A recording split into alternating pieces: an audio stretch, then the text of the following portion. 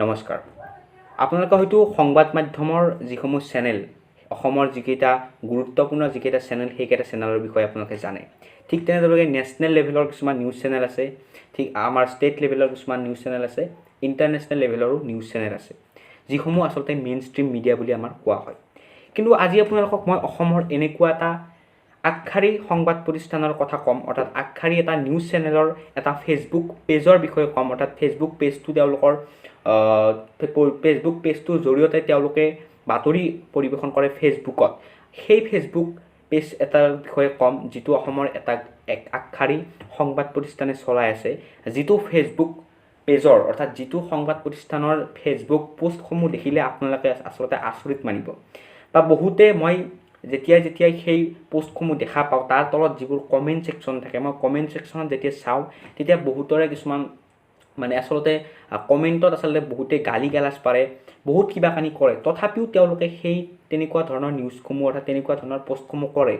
ইয়াৰ কাৰণটো কি হয়তো বহুতে নাজানে বা বহুতে জানিবৰ কাৰণে ইচ্ছা কৰে। তো সেই কাৰণটো মই আপোনালোকক ক'ম। তো এই ভিডিঅ'টোত মই আপোনালোকক অসমৰ এটা নিউজ চেনেল অৰ্থাৎ অল ইণ্ডিয়াৰ যিটো নিউজ 18 নেটৱৰ্ক, তাৰ আণ্ডাৰত যিটো অসমৰ যিটো নিউজ 18 আছাম আৰু এনি বুলি যিটো সংবাদ গোষ্ঠী আছে, তাৰ যিটো ফেচবুক পেজ, সেই পেজটোৰ বিষয়ে মই আপোনালোকক ক'ম। আপোনালোকে হয়তো যেতিয়াই ফেচবুক যদি আপোনালোকৰ আছে, তেনেহ'লে আপোনালোকে সেই ফেচবুক পেজটোলৈ যায়, নিউজ 18 আছাম এণ্ড এনি এই ফেচবুক পেজটি যায় আপোনালোকে স্ক্ৰল কৰি আপোনালোকে চাব পাৰে কিছুমান এনেকুৱা ধৰণৰ পোষ্ট, যিবোৰ পোষ্ট এটা ইমান গুৰুত্বপূৰ্ণ সংবাদ প্ৰতিষ্ঠানে আচলতে কেনেকৈ দিব পাৰে। আৰু তাৰ আঁৰত থকা কাৰণটো মই আপোনালোকক আজি এই ভিডিঅ'টোত ক'ম।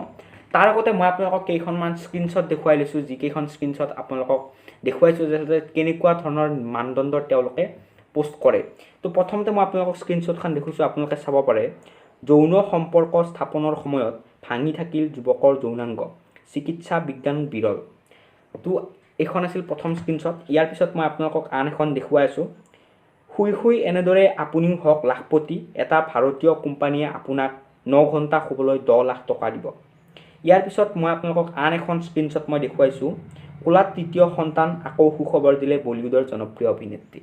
আচলতে আচৰিত নহয়, আচলতে লজ্জাজনক কিছুমান তেওঁলোকে পোষ্ট কৰে তেওঁলোকৰ সেই ফেচবুক পেজটোৰ জৰিয়তে। আৰু আপোনালোকে যদি গুৰুত্ব কৰে, এটা বস্তু আপোনালোকে দেখিবলৈ পাব, সেই পোষ্টসমূহ তেওঁলোকে তাত ফেচবুকত ডাইৰেক্ট পোষ্ট নকৰে। সেইসমূহ থাকে কি, তেওঁলোকৰ ৱেবছাইটলৈ লৈ যাবৰ কাৰণে তেওঁলোকৰ এটা জাষ্ট তাত এটা লিংক দিয়া, আৰু সেই লিংকটোৰ জৰিয়তে আপোনালোকৰ ৱেবছাইটত যায় তাত পঢ়িবলৈ পাব। ইয়াৰ মেইন কাৰণটো কি? ইয়াৰ মেইন কাৰণটো হ'ল, যিটো টেলিভিশ্যন থাকে সেই টেলিভিশ্যনসমূহত টিআৰপিৰ জৰিয়তে তেওঁলোকে কি কৰে, এডভাৰটাইজৰ যিখিনি পইচা, সেই পইচাৰ তেওঁলোকে এমাউণ্টটো ডিচাইড কৰে। যাৰ টিআৰপি বেছি থাকে তেওঁলোকৰ এমাউণ্টটো বেছি থাকে।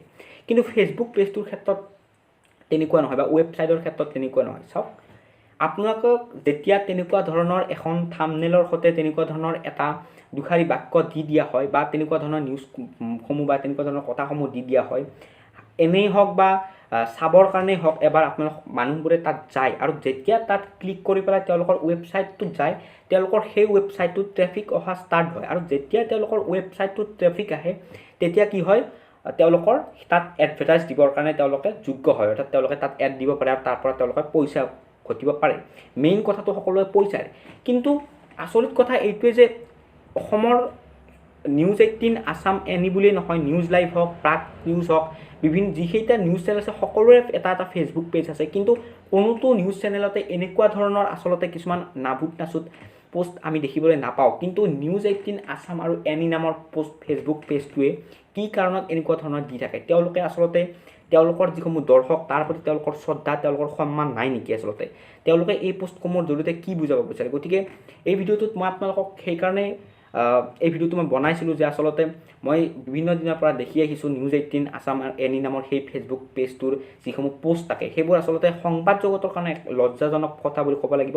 আপোনালোকে যদি তেনেকুৱা ধৰণৰ বাতৰি, আপোনালোকে কথা বা তেনেকুৱা ধৰণৰ কথা বতৰা আপোনালোকে প্ৰচাৰ কৰে, তেনেহ'লে আপোনালোকে এটা নিজাববীয়াকৈ অন্য এটা পেজ খুলি লোৱাটো উচিত। কিন্তু তেনেকুৱা ধৰণৰ নিম্ন মানদণ্ডৰ কিছুমান কথাৰে, নিম্ন ধৰণৰ, মই আচলতে বাতৰি বুলিয়ে ক'ব লাগিব, যিহেতু এটা সংবাদ গোষ্ঠীয়ে দিয়ে, গতিকে সেইটো বাতৰি হ'ব, এটা সংবাদ গোষ্ঠীয়ে দিলে। গতিকে এনেকুৱা ধৰণৰ নিম্ন কিছু মানদণ্ডৰ কিছুমান বস্তু দিয়াৰ পৰা যদি তেওঁলোক বিৰত থাকে মই ভাবোঁ তেনেহ'লে ভাল হ'ব। গতিকে আজিৰ এই ভিডিঅ'টোত ইমানখিনি আছিলে, এটা সৰু বিষয়ক লৈ মই ভিডিঅ'টো বনাইছিলোঁ আৰু এনেকুৱা ধৰণৰ বিভিন্ন ধৰণৰ ভিডিঅ'সমূহ পাই থাকিবৰ কাৰণে মোৰ চেনেলটো ছাবস্ক্ৰাইব কৰিব আৰু ভিডিঅ'টো লাইক কৰিবৰ কাৰণে নাপাহৰিব। আৰু যদিহে মোৰ আগৰ ভিডিঅ'সমূহ আপোনালোকে চোৱা নাই তেনেহ'লে নিশ্চয় চাব। ধন্যবাদ।